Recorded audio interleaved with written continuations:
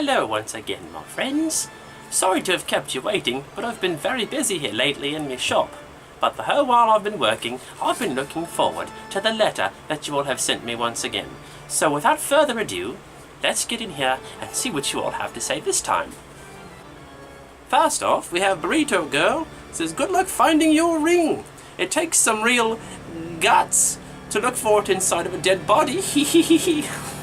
Well, Burrito Girl, right you are, but never fear, I have found me ring, and sure enough, I did have to do a little bit of cutting and splicing to find it, but I eventually did, so no worries, and look at it, it's shiny and good as new, like nothing ever happened to it. I do love this ring so much, and I'm so glad that I didn't lose it forever. So thank you very much for your concern, Burrito Girl, and thank you for your comment. Next, Queen of Obscure Pairings, hello again, Your Majesty, says, oh yes, many of your fans and fangirls refer to you as Undie. I personally call you Unco, because that is who you are. Though out of respect, given your new profession, after your semi-retirement, I still do address you as Undertaker or Undie. Well, I very much appreciate the courtesy, Your Majesty. Undie is a little different for me, but you know what? I've been called worse things in the past, so let's just go ahead and stick with that. Undertaker or Undie, at your service. There we are. Thank you for your comment, Your Majesty. Brenda says, very nice, much clearer. Did you get new equipment? Well, now that you mention it, Brenda, I did get a bit of an upgrade from the Reaper Society. They were getting rid of some older material, so I decided to scoop up on some of that, and we have what you see now. So, in essence, yes I did, Brenda. Thank you very much for noticing, and thank you for your comment. Mad Hatterison says, hello, Undertaker. I'm new to this channel. Well, welcome aboard, Mad Hatterison. It's so lovely to have you here. I'm actually nervous to say this question in joke because you're basically my favourite character.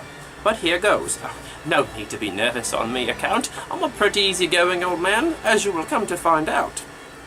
Question. Of all the deaths you've witnessed in each corpse, which one shocked you the most or made you say, what the bloody hell? And now for the joke.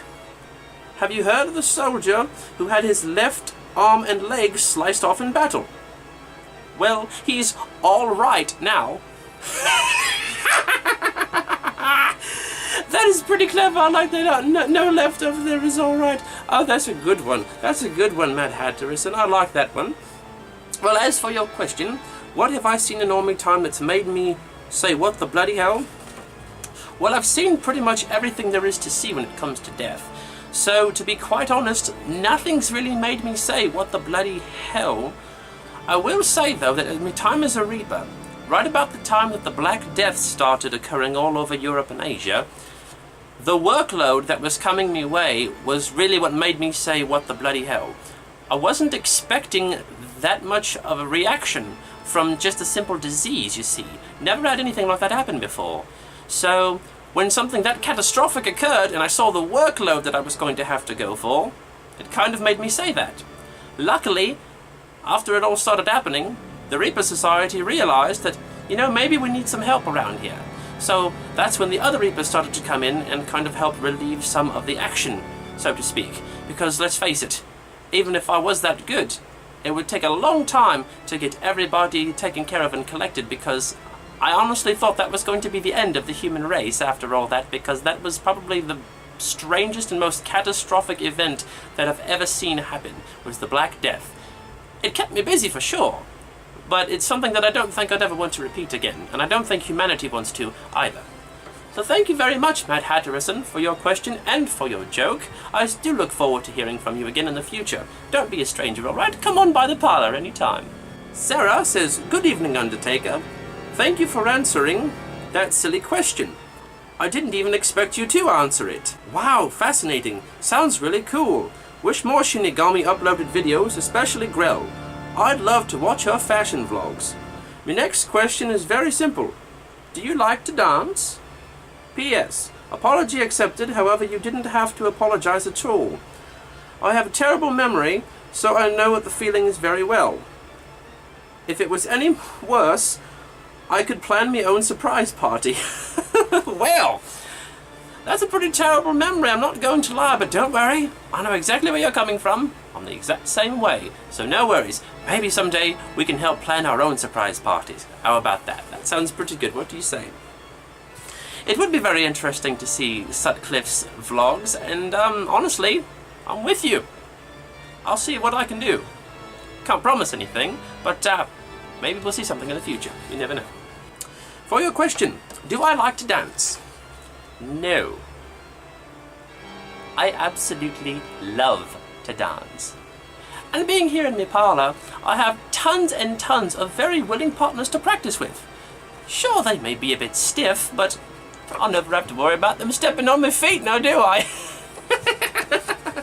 I do love a good waltz or a tango, something passionate that you can really work with your partner. It's so much fun, and it's great exercise.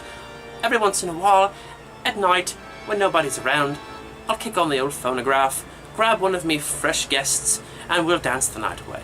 It's a little romantic, I would say, but nothing too tying down. Thank you very much for that question, and I look forward to hearing from you again, Sarah. Always good to hear from you. Jake says, you saying dude was a great way to start my day. Well, Jake, I'm glad I could start your day, and if saying dude is all it took, then hopefully I've helped start your day again quite a few more times. So thank you very much, Jake, for that comment. Sebastian asks, good day, my dear Undertaker. Sebastian here. Well, hello, good butler. So nice to hear from you again. The young master ran into a dilemma and was hoping you could help. You see, he wishes for me to dispose of a body for him, and I've heard of this wonderful thing called cremation. How hot will I have to make me oven to cremate the body? And now for the payment. A man walks into a library and checks out a book on suicide. He walks out and the librarian then turns to her work associate and says, he's not bringing that book back. Ooh, that's some pretty rough territory, talking to a former Reaper about suicide. Not sure if you realise this, but the quickest way to become a Reaper is to do such a thing. So I have a feeling that there's going to be a new trainee in the Reaper Society very soon, especially this guy. Alright, and now to address your question. How hot do you have to make your oven in order to cremate this body of yours?